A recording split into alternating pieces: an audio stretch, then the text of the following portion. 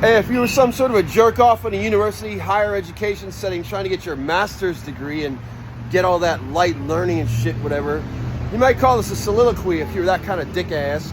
I'm not. I'm not a shit mouth, but some people are. You ever think about weird sayings though, and how they're kind of evil in their roots? Imagine this one.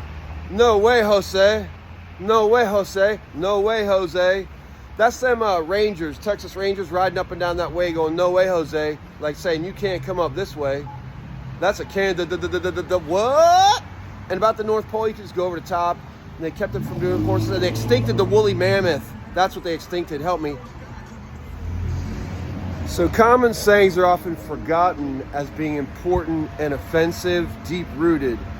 But also generations are taught to forget these things by making them popular, like the Nike symbol, which represents the ICBM nuclear missiles, Nike ICBM missiles, and the upside down swoosh is actually an arch for a missile, like an arc of shooting a bomb to kill people.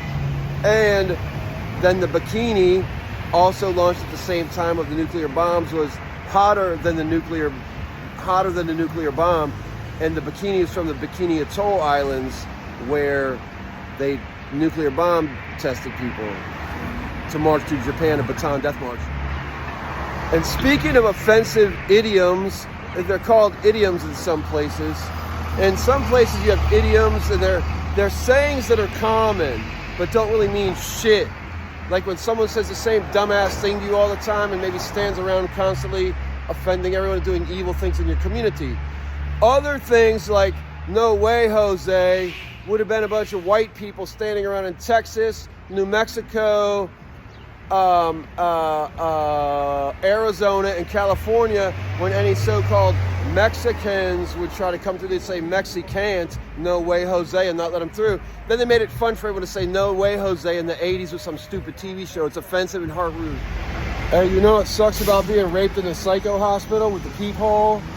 You have to sit on the toilet and they open the fucking, either the thing next to your face or they open the thing where the toilet hole is, and you either have to put your ass or your dick through the one hole or put your mouth on the other hole.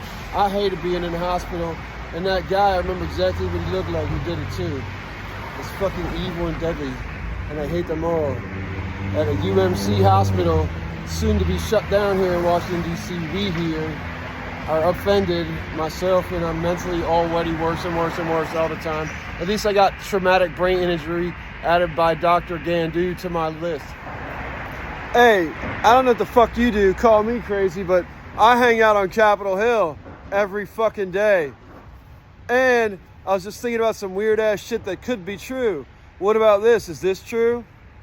Did they call the children squirrels the mosquito people or mosquito people? And what is today called Costa Rica, and they're called the Tica people or the Ticos. But there was two people in the jungle near where I live called the Bree and the mosquito or mosquito in that stretch of the Central American continent. That was what they were called. And I'm just talking to my squirrel friends over here, and I think they were called squirrels. And to hurt the people, they called them squirrels. And what I'm talking about, this weird Costa Rica and Chicos and the actual people called the Bree and the mosquito or mosquito people, they would have called their children squirrels, and the mean people called them girls instead, and then called the little animals here on Capitol Hill squirrels, meaning you can step on squirrels. They're just little squirrels. They're like rats, rodents with fluffy tails. Now, ratón y squirrel, posible, otra lenguas, y mosquito y bribri, totalmente la gente de Costa Rica hoy, aquí hoy, y adios. A couple years ago in Fredericksburg, Virginia, I served on a lot of councils, and we used to meet at a Center for Independent Living in Fredericksburg. There's only one. And I met some people, a council of adults who had autistic children. And one of them told me he had recorded things with his phone of sounds from the other side and children and this and that. And guess what? I made a video with stars and stuff. Chad Glassner, you're an asshole for lying because you make fun of actual spiritual reality. Here, watch the video. Remember, this man lied to me, as did this whole council of fake people. And the organization, 501c3, was the Disability Resource Center, the DRC in Fredericksburg, Virginia, where they're in charge of all sorts of sassy things like fake autistic clubs and people who, work at Goodwill, but actually aren't really blind or deaf or intellectually disabled or retarded or any of that fucked up shit that real disability people have, persons with disabilities have. Whereas these folks at the DRC and Debbie Foltz, the former director, and Kim Lett possibly as well, were involved in, falsifying autistic and other dumbass people's documents. And just to be clear, the first person who realized that I was the person who was naked and spray painted the Washington Monument in 1998 was a woman from the Disability Resource Center who I met at one of these swell gatherings there, including the Fredericksburg Area Autism Council and the Fredericksburg Area Council on Transition, which, by the way, I did get invited to be on the Community Integration Advisory Commission for Governor McAuliffe, as per the recommendation of Debbie Foltz and the appointment by Delegate Rob Whitman. Now watch Chad's stupid soundtrack and how he must be giggling with his weird friends getting massages from the friends of Maya Abbey. And I hope you all are butthurt by now. Aha, fucking assholes. And if it's true, that's called revenge. And if it's not true, I hope it's coming soon to a fucking massage therapist sticking drugs up your ass so you die, or sticking a machine up your ass while you're tied to a fucking something in your house, waking up going, what happened? Until the fucking electricity gets turned off. Or you're dead or someone saves you, you fucking sick fucks. Hey, Chad Glassner, this one's for your mama too. I really don't know what's more fucked up. I got some weird ideations, thinking thoughts, and I'm like, hey, where'd all the people go? Did they kill them all during coronavirus and thereafter when everybody's hiding, right?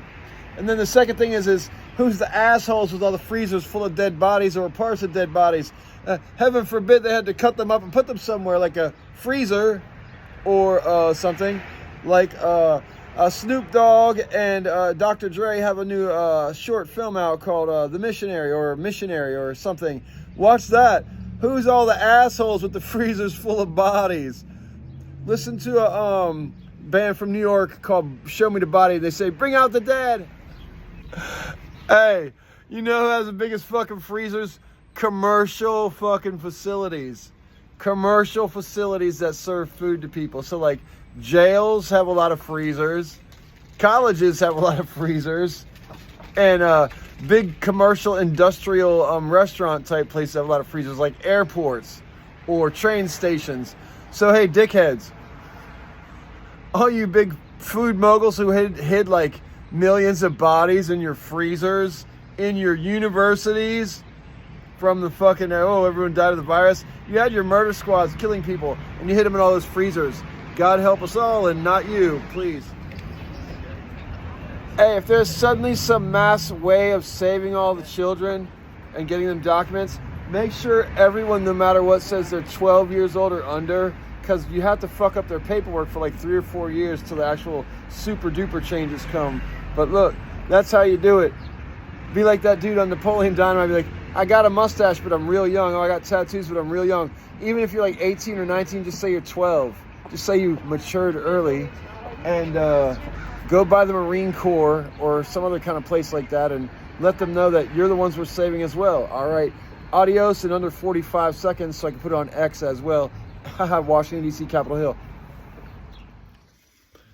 You see, you move a couple walls and a couple of Hollywood stalls, and the man who walked in the station the day before can now walk through another door with a few different logos and a few different signs, but they all sell the same soda pops and the same grinds. You know, coffees and burgers and donuts and shit. All you got to do is think about a hit. Maybe CVS or Starbucks or McDonald's. And then the Golden Arches, well, they're kind of like Ronald's. They're everywhere. They're clowny, and people take the money from townie to townie. They're doing it in grocery stores as well, like the one by the Navy Yard. It's kind of like hell. When the Harris Teeter closes off one side of the store, says you can't go there no more, and the staff says it never existed before. Yet you can, and next week it'll be open and the other side will be closed. It's just how the American people are getting hosed. And then they put stuff in the air that makes your nose feel cold. And you ask the person in line next to you, my nose is feeling cold as yours, and so does the cashier's. And then they say, oh my God, it's not in our beers or in our tears. It's in the air, even in the grocery stores, right here. Or the alternate train stations for the rich and the wealthy who are only around subservient servant class people, not normal folk like me. And I saw a few of them in this train station, as you can see. It's alternate places that only super certain people are permitted to go, and they keep the staff hidden, even underground, in the old half of the yellow and the purple line subways. And it's just how it is. Imagine a slave ship that's been parked here for 500 years, and you can put the amount of people that you bring in the hull of a super tanker underground in a tunnel under a neighborhood block. Fuck that shit. I'm not part of your ephod, and I'm not part of your flock or your frock. Stick that in your fucking skateboard. Now it's time for me to rock. Hey, the more you sit still, the more you figure things out, I guess. You know, I've been thinking a lot about these foreign exchange students and these people that come from other countries and rely on other men or women of power to keep them legal here. And so when I seen a woman from church who I used to know as Marcia Brooks, the wife of Deacon from Shiloh Old Site in Fredericksburg on the Rappahannock River, Shiloh Baptist Old Site Church, Thurman Brooks passed away. Now, Marcia Brooks is no longer Marcia Brooks. She's Mary Malone and works in the office at Shiloh Old Site Baptist on the Rappahannock. Please, someone in Fredericksburg, find out why they were bringing all them Girl Scouts there the other day when they thought some crazy stuff, and it's scary. Help me, please. So when someone's name is Mary Malone now, but it used to be Marcia Brooks when Thurman Brooks was still alive. And get this, Thurman Brooks was in charge of a lot of the Boy Scouts along with his homie Aaron Brooks. They drove the buses full of the Boy Scouts from Shiloh Baptist Old Site in Fredericksburg, Virginia around quite a bit. Thurman Brooks was also my deacon sponsor when I joined Old Site down in Fredericksburg, but I never quite finished orientation, neither like I finished orientation here in D.C. at Shiloh. However, Marcia Brooks is now Mary Malone. How do you explain that? And the CIA is deep up in there, and so is the Secret Service and DOJ. Someone help Mary Malone, Marcia. Please. Hey, how about this one? Dave Mustaine, Megadeth, Metallica, what happened? If anyone was going to play one of y'all, guess it would have been from Reston, Virginia, Tim Barry. Tim Barry looked like you, Dave Mustaine. If you had to go to jail and someone had to play you for a moment or something, or like go on tour and play music for Metallica with you, or for Megadeth, Tim Barry would have been the one. Also, while he had long hair, as a drummer for LDK and or Avail. And then he became the singer for Avail, and he looked like Fat Mike for a while, as did Justin Burdick or Gwamper. But I really can't put no blame on no kids. I put the blame on the adults, but how many people come sweet on this? Come on, get real, get real. God, under 45.